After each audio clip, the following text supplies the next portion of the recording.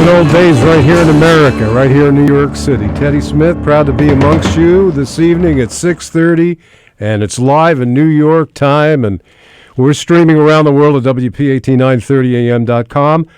As opposed to Our Nation, it's One Nation, One Mission, and One Promise. Now I think I got it right with my glasses on. The continuing journey of fulfilling the promises made on July 4th, 1776, by author Victoria Medina.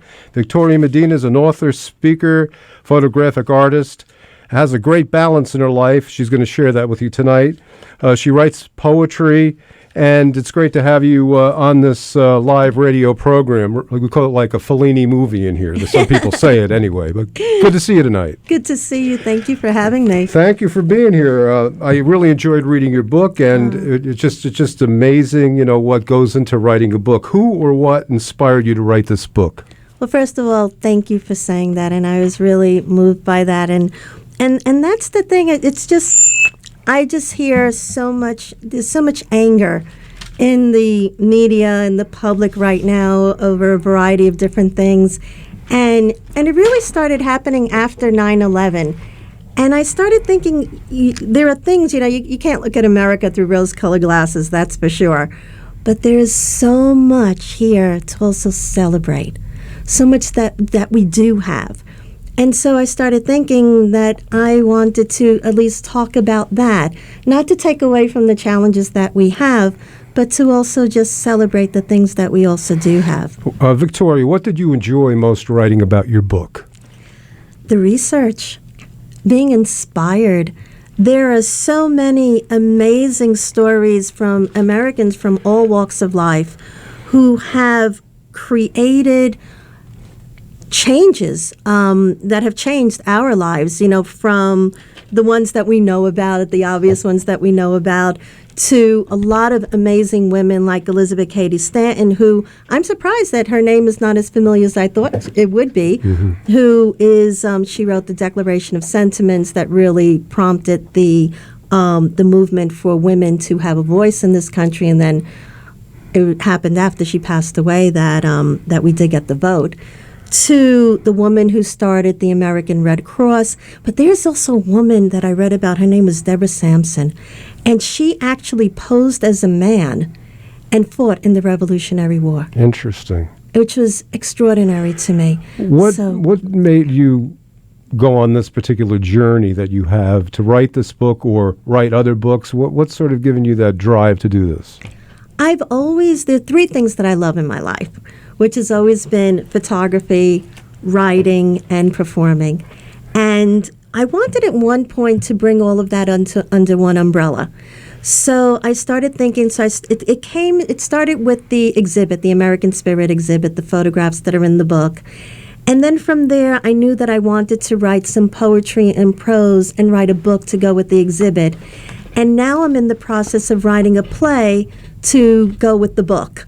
And so that's the kind of the trifecta that I have been thinking of and wanted to channel the things that I love to do. Beautiful pictures in your book, like this, for example. See that? Thank you. Tell us what that is. Although we have your husband here shooting the film right here at WPAT Live in the studio. So it's a beautiful picture, and it has a nice horizon and an American flag to it, and it's a great picture. So, and you've been involved with these great photographs that are part of the great book and the great prose and the poetry and all this connection here. Yes, right. And this particular photograph was just, I don't know if most artists can say where they get their ideas from, but it was just, I tend to see things visually. And this flag in this book is one flag that I took at a particular spot overlooking the city, this huge flag. And I just started thinking of various places that I could put it in. And it just struck me when I looked at the Statue of Liberty and her arm waving, and there was the sun, that it just seemed so moving to have the flag there in that place, because I started thinking about all the people that came here by ship, and she was basically greeting them. And in a sense, it's the flag that was doing it there. Now, you talk about one nation, one mission, and one promise. The connection between the three, if you could give us that, that would be great. Sure. I look at the Declaration of, well, here it is. When I started reading, we hold these truths to be self-evident that all men are created equal. I thought, wow, if you think about it, that's a promise. And then when I started reading the Constitution and it's we, the people of the United States, I was like, that's a mission statement. And so that's why I started thinking of the idea, so we're one nation that really has developed and grown because of the Declaration of Independence, was a promise to all of us. And our mission is really how we, the people, continue to aspire to that promise, live up to that promise, and share that promise with each other. What story would you like to leave our great audience with tonight about your book? What is the not only the mission statement, but just your vision about this whole entire process?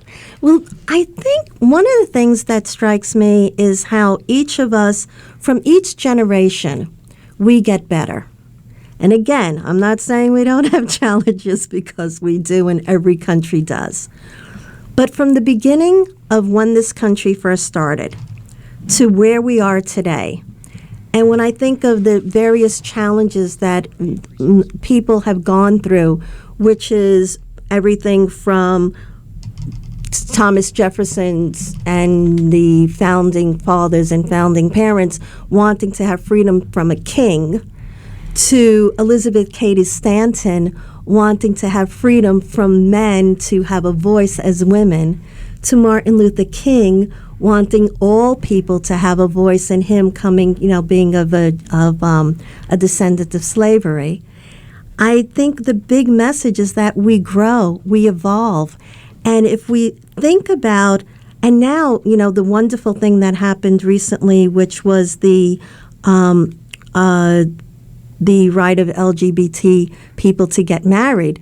We're constantly growing. We're constantly trying to give as much as we can for humanity to live their best lives. So the one thing that I would love people to think about is how much you could celebrate, and then from there, not be myopic from the anger, but to celebrate and expand on what we have, instead of being angry and being myopic about what we don't have. What are some of the, you're giving our audience some great vibrations tonight about your book. What are some of the aspirations and inspirations rather than perspirations that you'd like to leave us with tonight? There's this wonderful video series that I'm very moved that a number of people have decided to join me and participate in, and I've called it the Great American Challenge. And what it is that if we think about what inspires us, what uplifts us, what makes us think about the things that make us feel good, and how would we share that with our children, with our friends, with our family? So if we connect that with wonderful stories from America, so you could be anywhere in America, and if you read the book, a lot of people have been picking their favorite poetry and going to an historical site or somewhere that's really special to them.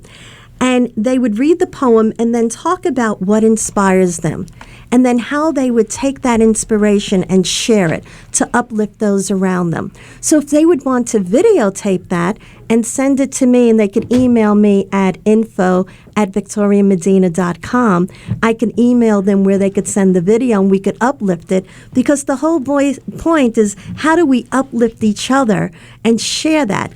And the final thing would also be, if you have an unsung hero or a heroine that you would like to share that has been an inspiration in your life, and how do you take that message and share it with other people? You have a beautiful website. Why don't you share some of your website with us tonight? Okay, great. It is, the website is victoriamedina.com, and there basically you could be pointed to the information about my gallery, Victoria Medina Gallery, as well as about the book. There's also a website, One Nation, One Mission, One Promise.com, that you could also go to. And on both websites, if you sign in, you could download and get a free inspirational ebook that you could also take with you. interesting that your book, there's this one great connection between art, spirit, inspiration, and other great things. How did you pull this all together? It's just fabulous how you did it. Oh, thank you. That's the thing that I'm really moved about, because that was the message that I wanted people to have when they read the book, is to be inspired and to think about the things that they could share with other people, because I think when we're inspired, we think more openly, we think more generously, and we share. There's one of the things that I've always was moved about is what happened during 9/11 and how people helped each other. And if you think about the various crises that have happened since 9/11, people help each other. So I was thinking, well, what if there isn't a crisis? What if we just help each other before there's even a crisis? So that's what I was thinking of. I only have two more questions for you. You ready? Yes. Where can people purchase your book? Oh, thanks. They could get it at Amazon.com. And you could also ask for it at Barnes & Noble. BarnesandNoble.com has it. You could ask for it at just about any bookstore, and they'll order it for you. But if you'd like to order it, you could get it at Amazon.com. Victoria Medina, thanks for coming down here tonight and sharing some of your great wisdom and thoughts with us. What would you like to leave us with tonight? One thought. One thought. Aspiration. Think about what you would like to aspire to. What is the great thing you would like to be, and how you would go and do that, and who will help you to get there. Thank you so much. Thank you, Teddy. This has been great.